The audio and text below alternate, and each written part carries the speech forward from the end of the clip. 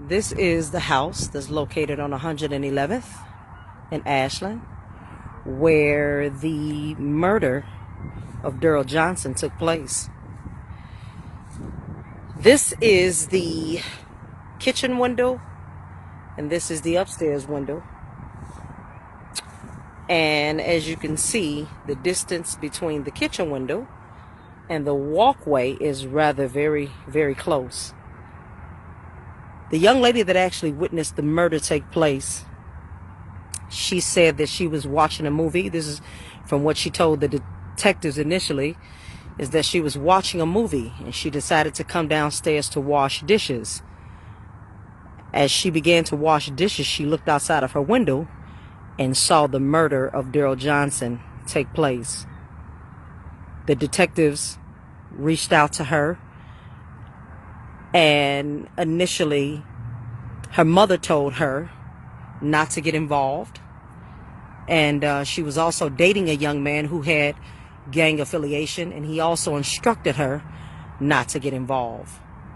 But sometime in between the detectives questioning her and her listening to her mother and following instructions from her boyfriend, she must have gotten convicted. And so the very next day she contacted the detectives, and she further went on to tell them what she had witnessed, which was the murder of Daryl Johnson take place. And the person that she saw murdered Daryl Johnson was not, in fact, Richard Wash. So you see the distance between the kitchen window and the walkway is very, very close in proximity. And after he murdered Daryl Johnson, she stated that he ran into the direction of the tracks, which is what's before me.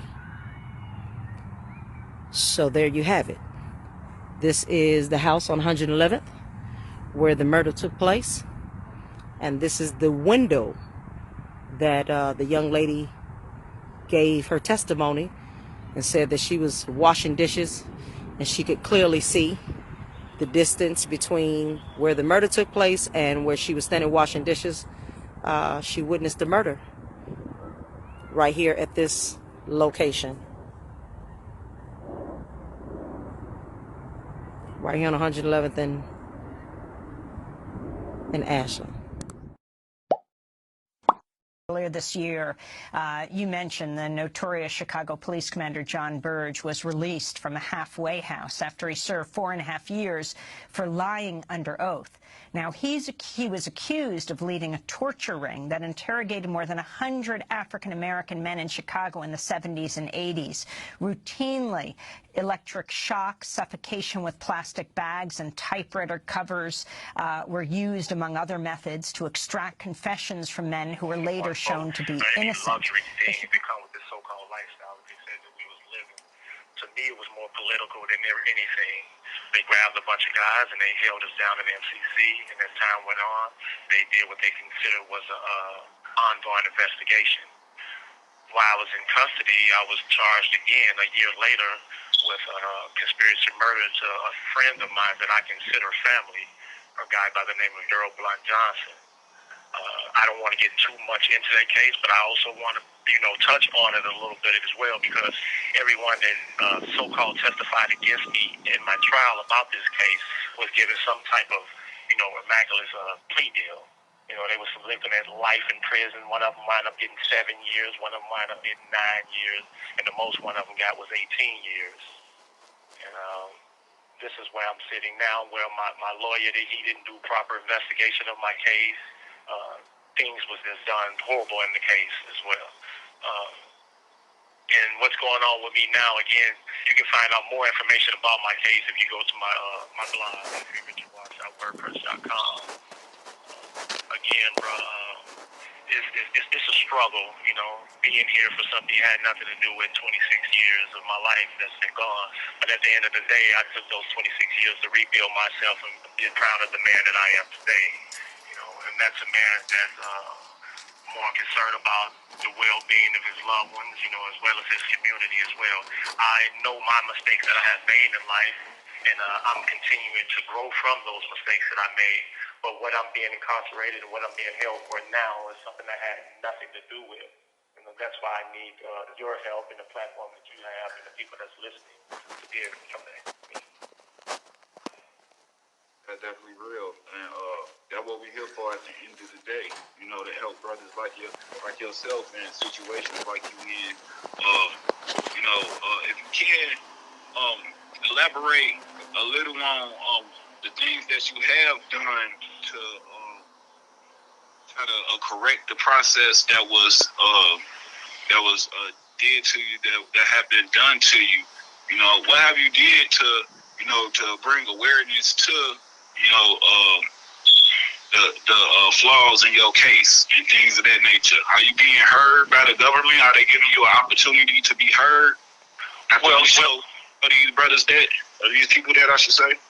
Well, like many cases as brothers and sisters that's incarcerated, once you get to a certain stage, the state, the government, they don't care. You know what I'm saying? The only thing they care about is the conviction. So you can have them dead to wrong and prove that they're wrong, but it's so easy to get in, but so hard to get out. And what I had to learn was, first of all, I had to rebuild myself and who I want to be in life.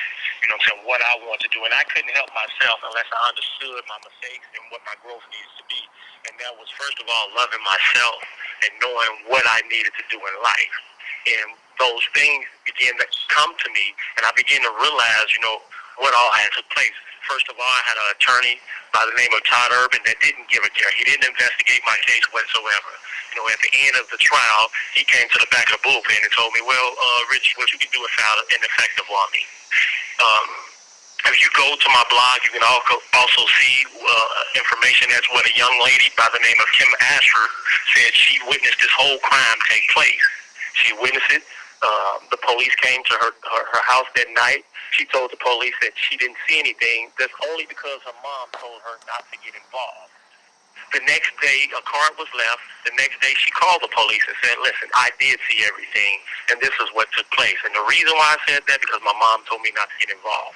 The person that this young girl identified, she's known for a very long time. She knows the victim, and also she knows the guy, the perpetrator that committed this crime. They apprehend this guy. This guy on several occasions gave different testimony about his whereabouts and everything. They charged this young man with this case. They charged him with this case. And then what's the coincidence that another young man by the name of Frank Pullen said the next day after this crime was committed that a car was brought to a shop that he was working in, and this car was registered to the guy that the young lady said she committed this crime. In this car, this young man said he witnessed blood on the door and the interior. The federal government seized this car. They did DNA testing on this car. But I don't know what was on there because my lawyer never discussed what was on the DNA testing on this car. He never discussed this with me. He never had our own forensic people to see if there was anything on there or anything of that nature. And it took them 9 years to take me to trial. Nine years to take me to trial for this case. And at the end of the day, my first lawyer, before I fired him, and hired the lawyer, Todd Urban, Stuart Katz, he would tell me for years, he don't know where this young lady at. They don't know where she's at. She's not in no witness protection or any of that. The same story with the next lawyer that I had got, Todd Urban, the lawyer that I went to trial with. They don't know where she's at. She's not in witness protection program or anything of that nature. So during trial, I asked him again. I said, what about the young lady that said what she saw? The lawyer told me this was on a Friday before we went for recess. I think I found her. So when the judge got up off the bench, and was getting ready to go to his chambers, he said, Your Honor, I have a witness. I probably want her again. He said, okay, fine. Have her in here by the Monday. Well, when Monday came around, they was ready to close. The state was closing. My lawyer closed. And so when I went to the back of the bullpen with him, I'm like, well, what happened to the young lady? That's when he told me, this filed ineffective on me. And so that's a process that goes on in the courtrooms that a lot of us young men, we sit there in our life just be thrown away by these attorneys that don't give a care. They're not being held responsible for their actions. The prosecutor's not being held responsible for their actions. The judges and so forth. They just want the public to believe, okay, these are just a bunch of radical individuals that we need to take off the street by any means. You know, don't worry about their rights. Don't worry about what we're doing to them or any of that. As soon as we mention gangs, or as soon as we mention that they're, you figure that they're black or Latino or poor white males, then, take them off the street. Don't be concerned about how we do it. Just take them off the street. And that's why I'm sitting here now. You had individuals that was promised this leniency over whatever crime that they committed to testify against me, and here it is. I'm sitting in jail with a natural life sentence for something I totally had nothing to do with. And if my lawyer would have did his job, if my lawyer would have investigated this case properly, if he would have talked to this young lady, if he would have brought this young lady in for questioning, so we can be able to question her, then maybe I wouldn't be sitting here with a natural life sentence for something that had nothing to do with. That's definitely real. That's real. That's definitely real. And at the end of the day, you know what I'm saying, coming to jail when I was basically 20 years old, I had to learn how to become a man on my own, you know what I'm saying. I lost a lot of family members on the way, but you begin to try to understand, what is it that I did wrong in life, and what is it that I need to do right in life? And one of those things was I had to understand, again, I had to try to understand myself, who I was and what I want to be. I want to be a great dad. I want to be a great son. I want to be a great uncle, you know what I'm saying, and also a pillar to my community.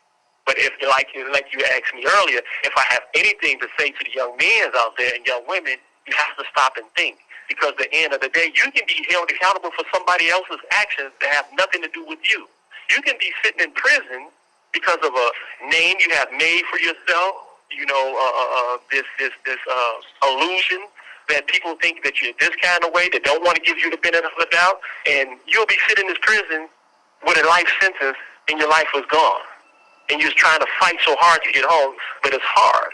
At the end of the day, it's hard because you're not just fighting the United States of America. That's who I had to fight, dealing with the government. I had to fight, the state of Illinois.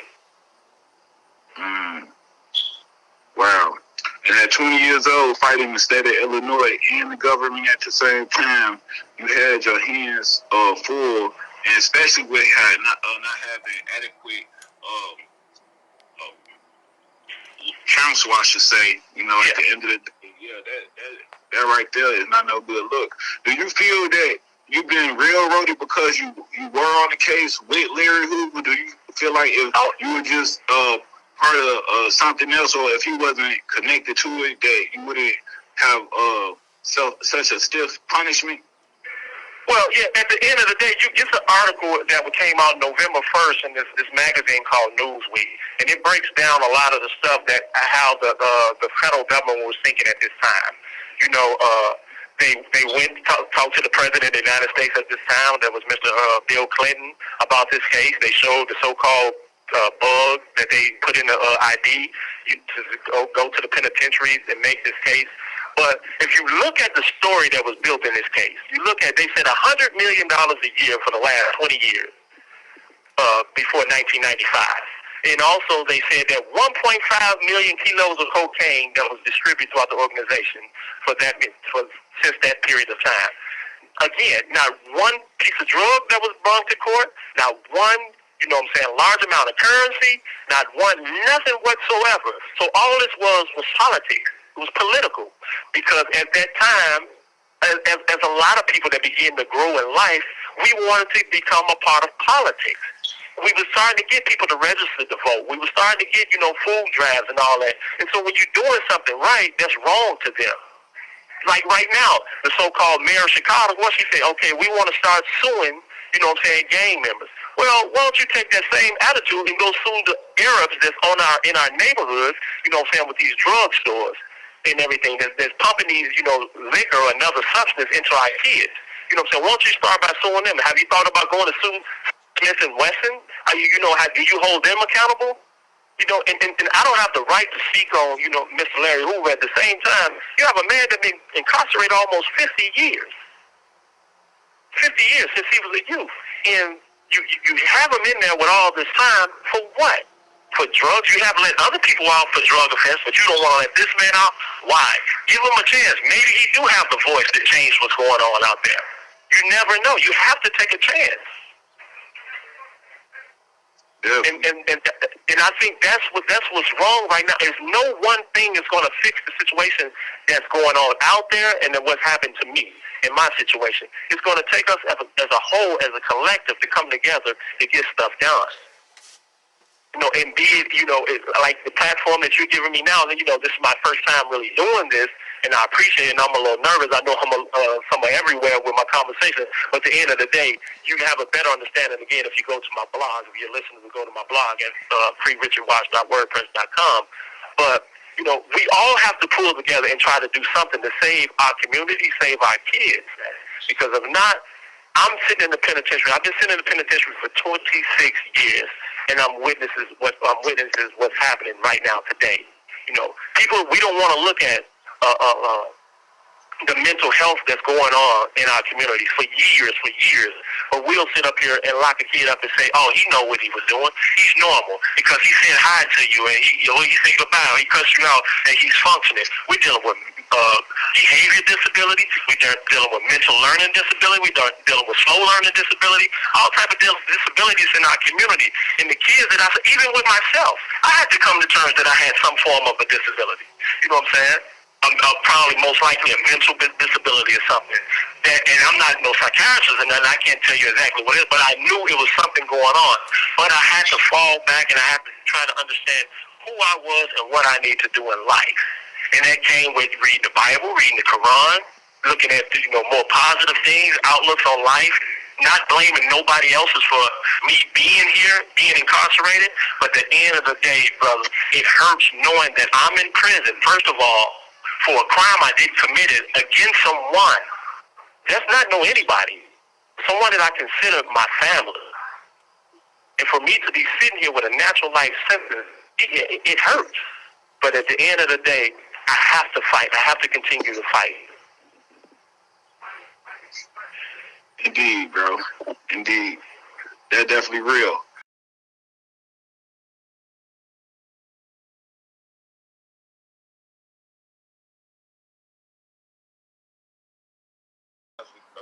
Look, bro. Yeah, so if you can go ahead and continue what you were speaking about, the injustice and the flaws that you see in your case and how you see yourself as a political prisoner and things of that nature. If you can expound on that. All right, yeah, like I was saying, at the end of the day, it's people out there that know what took place in this case. It's witnesses that's been hid, it's witnesses that don't want to come forward. And I sit back and I think about that witnesses that know what took place and don't want to come forward. And I had to come to terms that a lot of people might do want to come forward, but they're scared. They're scared to sit in the courtroom and be in an atmosphere that they're not comfortable with, something that they're not used to. And so that's why you don't have a lot of our people coming to testify on our behalf, because they're scared. And those that come to testify against us, they're basically being forced to testify against us because they have something over their head. Either, something going on with their children or something, or a previous case or something. But it's a young lady and a young man know what took place in this case. They knew it. My lawyer failed to communicate with them. Now here it is, 26 years later, that these individuals, they don't want to help me because they don't want to leave the comfort of their home, the comfort of their community, what they're doing to come help me.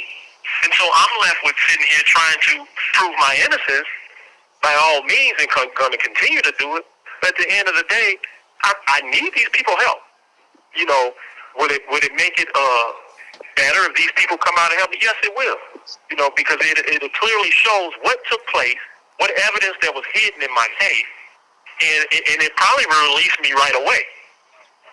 But again, I try to understand, this young lady, she was 16 years of age, this young man, he was 17 years of age. It's not like they made this stuff up. They had someone charged with this case in the custody for a year, or when the federal government said, we're going to come after, the organization, they said, oh, no, we're not going to go with that theory on this is what took place. with this situation, with this young girl and this young man that have no ties or nothing to do with anything. We're not going to go with that. We're going to go with what makes headlines look better. We're going to go with that these guys took this young man and did this to him because they felt as though he was going to cooperate against them because he got caught with 2 kilos of cocaine.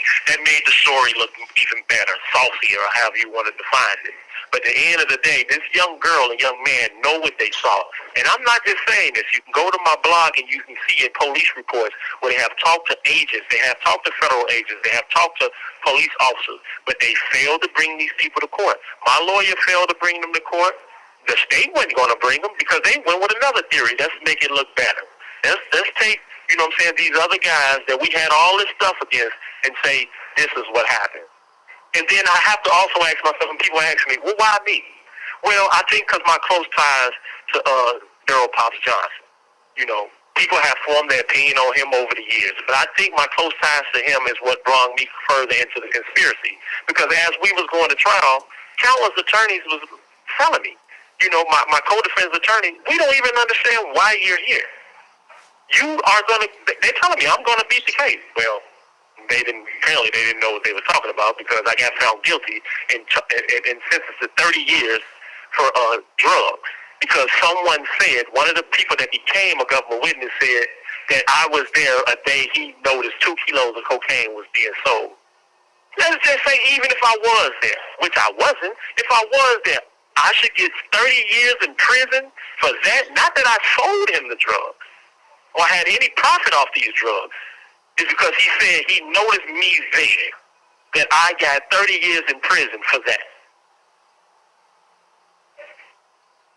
So the things that they have done, you know, it was by all means. And if you go to this Newsweek article that they posted, they said we have to take them off the streets, these guys, by any means necessary was the words that they used. We have to take them off the streets. And so what they did, they had a joint task force, not just the federal government by itself. Now I want you to pay attention to this, bro. Not just the federal government by itself because they said they were short of manpower. What they did was they got some officers, detectives that was from Chicago Police Department, some of them out of Area 2. Now, here's the thing with Area 2. Let's look at the history of Area 2. Let's look at the commissioner, Commander John Burge.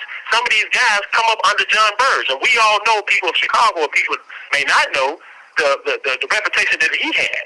You know, falsifying documents, torturing people. So these individuals and these officers took this same concept out there, whereas though they was forcing these witnesses to make these testimonies.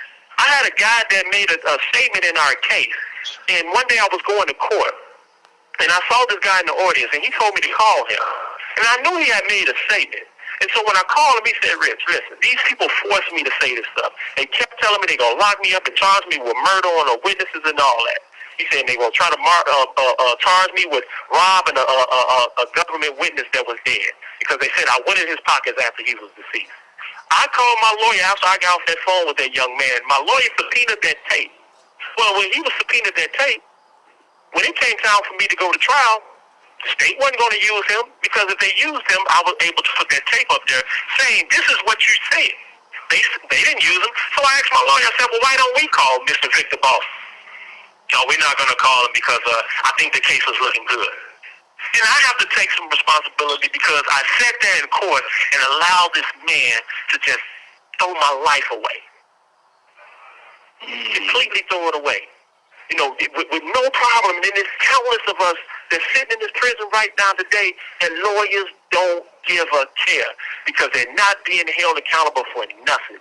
You can show where a lawyer was wrong. Well, we filed these ineffective counsels. We can show where the prosecutor was wrong when we saw prosecutorial misconduct. But at the end of the day, nobody's being held accountable because the courts are not even making them held accountable. So when I sit in that courtroom, I'm going against the jury because they're looking at me as a young, or at that time, a young black male or a black male, gang affiliate, you know what I'm saying, a drug dealer, however they want to define me. I'm going against the judge. He doesn't care.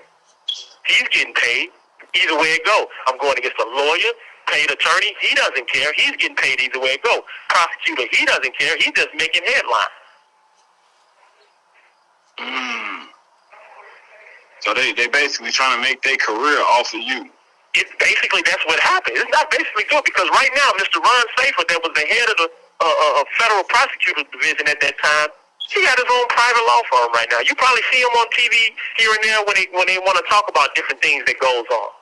But do you want to talk about the prosecutorial misconduct? Do you want to talk about these bogus detectives that you had working underneath you? And for years I've been trying to figure out, find out more information about their background and what they have done. I had a couple of information on a few officers that had checkered background. Well, one of them, Mr. Louis Caesar, he was known for falsifying documents, coercing witnesses, placing gun in witnesses' mouth. It was OPS report on that, where when you try to file a freedom of information on that, you have all type of roadblocks because they don't want to give you that information. Wow. So it's so much out there. Again, and if people don't believe what I'm saying, you have the right as a citizen of Illinois. You can file a freedom of information to get any information you want pertaining my case or any other case that you want, to find out things about. But at the end of the day, again, brother, I keep saying this. I'm sitting in prison for something I had nothing to do with. And if anyone have any resources that can help me, any information that can help me, please reach out to me.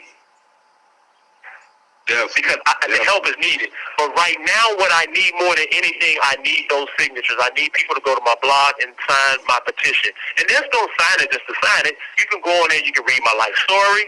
You can go in there and look at trial transcripts. You can look at appellate briefs. You can look at the information that I'm bagging up my claims and showing my innocence, where these young men and women have gave testimony to detectives about what took place in this case. So it's not me just saying that this young girl said she saw this crime take place and they charged this guy and had him in custody for a year. Here's actual police reports that's bagging it all up. Why wasn't this evidence brought out? Because if the jury had heard any of this testimony, I would have never been found guilty. But what they heard was a whole different lie that basically my lawyer went along with. And at the end of the day, I'm sitting in prison with a life sentence. Wow. At the end of the day, man, your story is very heart-touching, and I think a lot of people can identify with this situation because so many of our black brothers and sisters are incarcerated for things that they haven't done. Have you came across a lot of individuals like yourself who are not guilty of things and just have been caught in scenarios because they are associated with individuals? Oh yeah, it's a bunch of people. I had ran into a older gentleman, and I don't too much want to speak on his case or whatever, but a guy named Jackie Wilson. You know what I'm saying? I think he was held accountable for whatever actions probably his sibling, his brother, or somebody probably committed. He's out right now. There's countless of brothers, you know what I'm saying, that I have ran across in my years in these penitentiaries, you know what I'm saying, that have went home for crimes they did not commit. But at the end of the day, the jury painted a picture, the prosecutor painted the picture, and the lawyers went along with it, didn't give them the proper defense, and the brother sat in prison for 20 and 30 years. The so-called alleged, here it is. Let's say, for instance, hypothetically speaking, that whatever scenario they say that took place in this case, the so-called alleged shooter is free. Everybody that so-called they said that had some kind of participation in this case is free, but you give me a life sentence. First of all, I had nothing to do with it, but still, okay, where's the fairness in the law? There's no fairness there. You're holding me so-called accountable for alleged crime I had nothing to do with. You're holding me accountable for somebody else's actions. You give me a life sentence? I'm supposed to have been charged with this case in federal court, but here's another scenario. Here's what took place with that. They wanted to put Daryl Pops Johnson on death row so bad they didn't charge me in federal court because it would open the doors up for him because the case against me was so bogus and so weak. So what they did was they said, here, we're going to give the state, because the state was working with those federal prosecutors because it was a joint task force, we're going to give y'all a case to prosecute. Here, y'all take Richie and prosecute that case. And so all the things that the prosecutor said during trial, how, they set up here and told the jury, in so many ways, if you don't find me guilty, that me and the Gangster Disciple will replace the American flag with the Gangster Disciple flag. That day there was a Martin Luther King's birthday, that we would replace Martin Luther King's birthday with our own birthday. You know, so it was so much that they fed the jury to hear. Once they hear anything about gangs or organizations or however they want to define it, you're automatically guilty. That's real. You're not going to get the benefit of the doubt. That's right. That's not right at the end of the day, because it's a brother's right to band together. You can band together. Yeah. You know, at the end of the day, yeah, you definitely can. That's our right. You know, with that being said, how do you feel about all the individuals who are your co-defendants who have been released, things of that nature? Does that give you hope since you have seen your co-defendants being released? Oh, yeah, it really do, and it feels good. You know, it feels good because when I talk to certain one of them, you know what I'm saying, they tell me how their day is going, you know, how they going to work, how they enjoying their time with their grandkids and their family members, and they have that second chance. And it feels great to know that that's what's going on with them. You know, how they have jobs and stuff. Man, I can't even explain the feeling that I get to knowing the growth, because if you look at it, I was 20 years old. Some of them was 30 years old when they was incarcerated. Now you're looking at men that's 50-something years old or whatever. They have grew. They understand. So you're going to give them life plus 60 plus 30 for a trumped up so-called drug conspiracy that you never brought not 1 kilo of cocaine to court to say this is the drugs we caught them with. You painted a picture of all this money, $100 million a year. You painted this lavish picture. You know what I'm saying? This is how these guys was living. This is what was going on with them. But again, did not produce anything. You didn't produce anything. And for the grace of the Creator that these brothers are beginning to get their life back. Look what you took away from them. And it was political. It was political. They didn't give a care about what was going on in the streets. When we began to march, when we began to sign people up for to vote, that became a problem. Because now, as we can see today, you know, a few thousand votes can sway, you know what I'm saying, the whole Democrats to a Republican. So if you have any type of, you know, political, political force out there, then you know, like many of them do. Like right now today, that's all that's going on. It's politics. And it so happens that gangs is the brunt of the politics. What are you doing out there to really to solve this problem? What are you doing for our community? You know, you can get on the cameras every day and say, you know, yeah, they're doing this, but those babies killing babies out there. There's no 50, 60-year-old men out there that's killing babies. Now we have 50, 60-year-old men that's acting like they're children. They're not taking the responsibility and helping out. But at the end of the day, those are kids killing kids. We have a mental health crisis that's going on in our community, that's going on in the prisons right now today. They're living in two realities that I say out there. It's reality and it's virtual reality. You know, and once they come in the penitentiary, reality sets in. You know, the virtual reality, you know, the partying, the drinking, and then once you get here, and you've been gone for so many years, and these people, and I tell these young men around here today, they got 40 years at 100%, 50 years at 100%. With a crime, probably 25 years for the murder, but they gave them 25 years for gun enhancement. And I asked them, what's the difference between your 40 and 50 years and my natural life?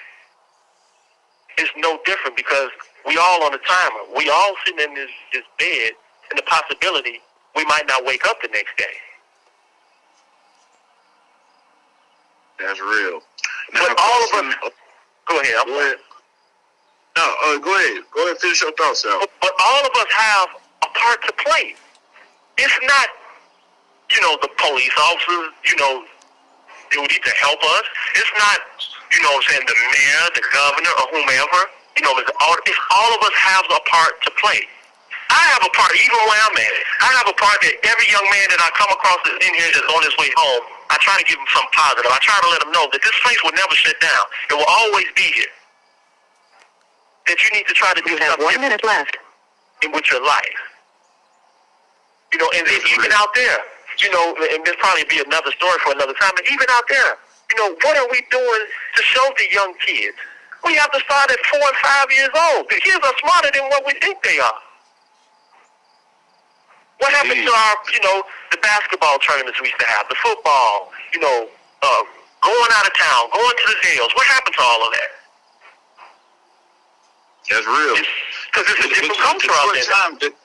With the short time we have, can you go ahead and just let these people know before the phone cut off, what is the what would your second life be like if you was to be free? What would you do with your life? When you had your second chance, when you free. Well, the most important thing to me is my family. If I had a second chance, I would love to be able to make up to my children, to my mom, to my dad. Thank you for using Securus. Go to Richard Wash, WordPress.com. Get them signatures up. This Flacco. Back to the interview.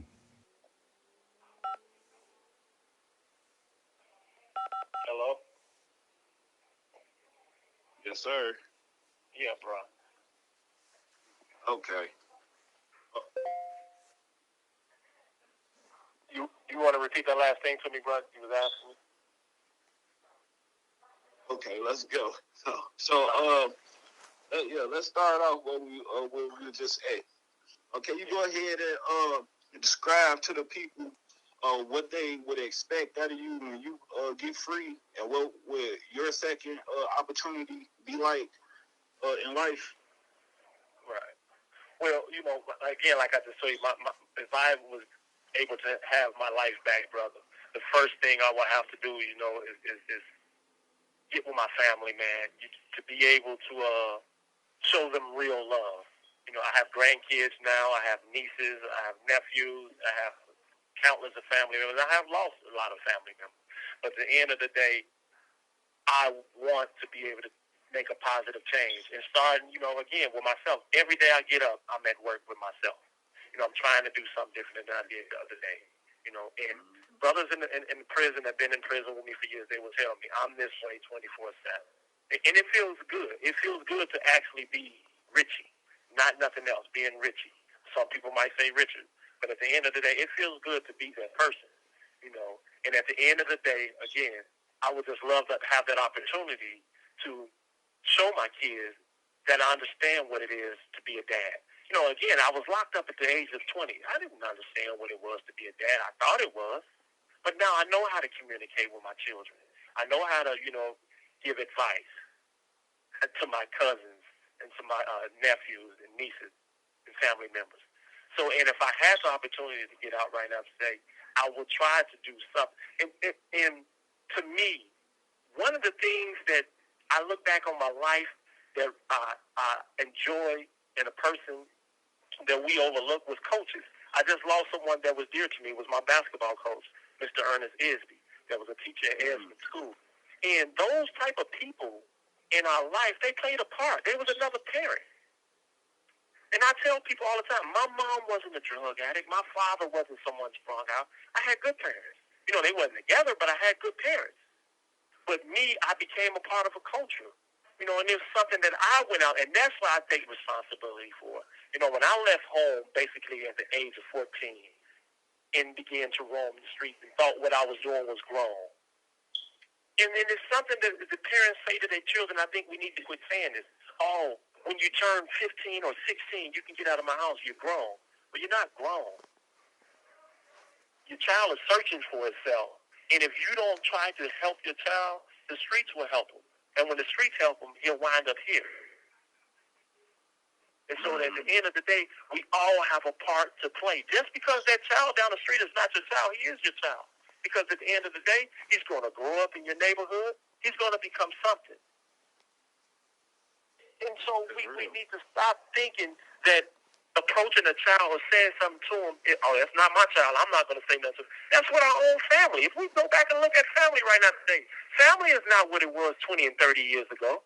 Grandma's deceased. Everybody is only worried about their own individual family member, be it their own daughter or son, their nephew, their nieces, their cousins. Many people, I asked a family member of mine this last year, when have you went to the cemetery and visit one of our loved ones to clean off the flag? When have you done that? When have you thrown a family gathering that's not a family gathering that's filled with alcohol and drugs. And when have you just really sat down like we did when we was kids and really had that family feeling? And that's what's missing. We all have a part to play. And if it's even when you're seeing a little kid down the street there, I remember when I was coming up, somebody saw me doing something wrong. Hey, come here. But we have to start when they're 4 and 5 years old at an early age, because if not, it's another culture out there that's willing to take them when they're 4 and 5 years old. Because soon as this culture right here, that's 15 and 16, go to the penitentiary, then those 4 and 5 years old is the next one's up. So where do it stop at? Who's going to help stop it? It has to be us. It doesn't take nothing for someone to go spend $500-600 to go buy some bats and balls or soccer balls or whatever and start our own little soccer teams in our own communities. It comes play the people that's in Morgan Park, play Roseland, or someone in Inglewood. We should start our own teams. Why do we have to wait on someone else to start these things to help our people? We're supposed to be men. Excellent point. At the end of the day, we got to do for our community. That's right. Yeah, we have to help our own. Who's going to help us? You know what they doing with the so-called money, the money that goes to our community? They put it into law enforcement. They put it into penitentiaries. They put it into all of that. Look at our neighborhoods right now today. I was just watching the news the other day, World News, Afghanistan. They just gave them billions of dollars. What have they gave the longest running war in American history is the war on drugs? What have they gave our community? Look at our community. You go and look at them houses. Look at the sidewalk. What do our kids see? It's hopeless. They don't see nothing. They see somebody driving down the street, bumping the sounds. They see bottles around. They see all of this. When I was growing up again, and I hate to try to be the one that seemed like, oh, well, you was going to lose, but I'm just telling you through experience and through what I have learned. You know, it was a guy, a cousin of mine by the name of Ronnie Showers, Big Hug. He used to tell us, take pride in your community. Say, don't bust bottles, don't write on the building, don't do that. This is where you live at. Who's doing that now? Who's giving those old values to the kids today? Nobody. That ain't my child. I ain't worried about him. Until you on the news that he done grew up and did something or was accused of doing something that's wrong. So again, brother, all of us have to take a part, man. From our sisters to our brothers, our sisters have to get with the little girls and teach them what it is to be a young woman. Our brothers have to get with the young man and teach them what it is to be a young man. Those people that have the jobs, that's working at the post office, working at the CPAs, that have jobs, been working for 20 and 30 years. Everybody's not going to be a basketball player or a rapper and get out of the community. That's definitely true. You've been confined in prison for over 2 decades. And my question to you is, what has been the motivational force to keep you positive, keep you strong while you've been in this situation that you're in? I'm glad you asked that, brother, because you know what it is? It's my family values. I knew I was brought up a different way. I knew I was taught something a different way, and I had to become who I was meant to be, Richard. I had to become that person. At the end of the day, I'm proud of that. I'm proud that I can get on this phone and I can talk to you and have a conversation with you, and also explain it and show you my vulnerable side. I'm proud of that. That's what keeps me going. And the fact that I know that one day I will be home soon with my loved one. I'm proud of the man I am today and the man I continue to want to be. And I owe a lot of people apologies. I owe countless of women's apologies because my abuse towards them, not physical, but mental abuse. The way that we treat our women. At the end of the day, when these visiting rooms and these courtrooms, when you turn around and look, all is there in these visiting rooms is 90% women. Because the so-called buddies and friends, people that's rooting you on, they gone. Right now, you can't even probably call them and get $25 out of them. But these women that have held us down for so many years, from moms to aunts to girlfriends, they're the world. But we mistreat them, we misguide them, we misuse, make them not even have confidence in their own self thinking they have to go all out their way to belittle themselves, to be a part of our life, when we're not right.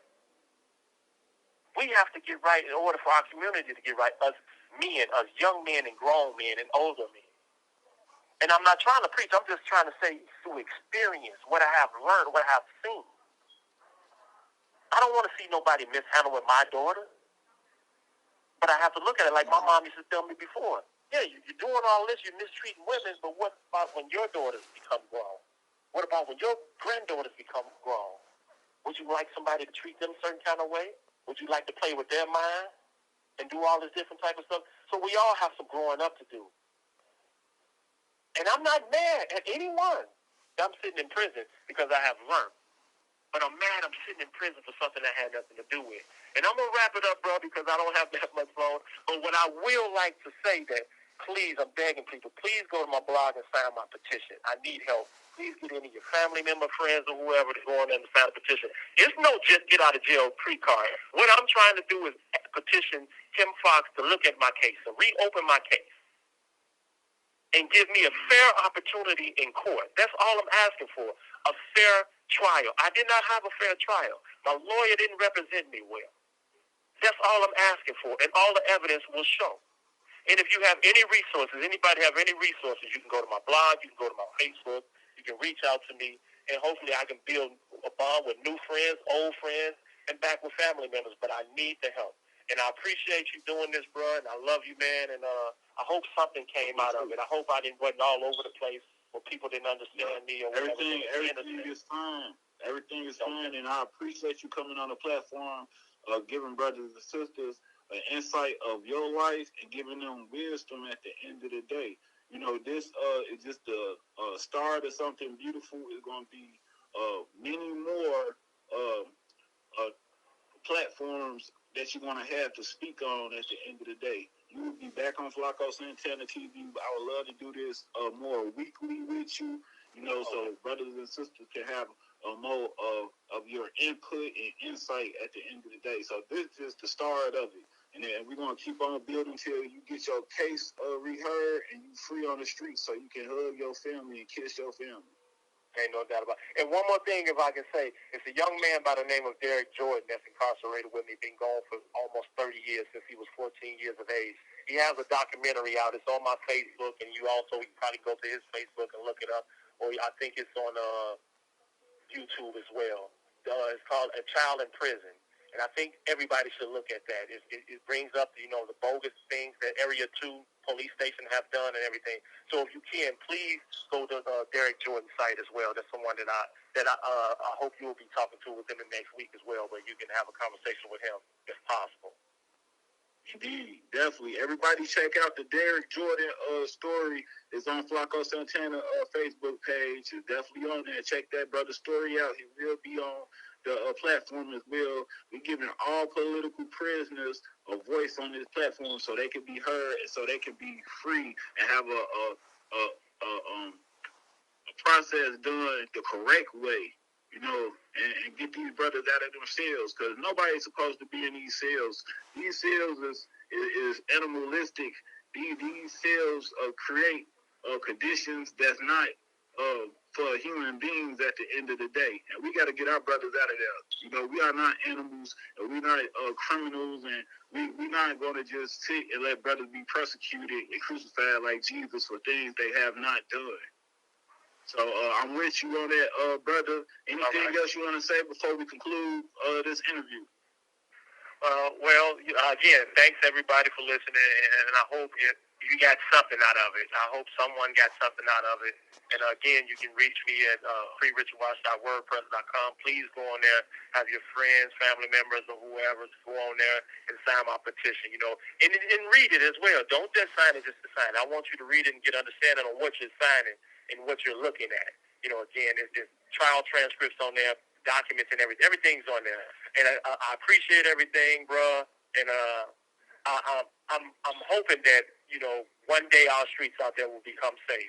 I'm hoping that we will come together, and this right here can spark something. You never know where your motivation may come from. I might have said something that sparked somebody to go do something right. And let's just continue to do this, bro. And again, I appreciate you, man. And more than anything. I love you, man, and take care. Okay. Love you too. I appreciate you. Stay strong.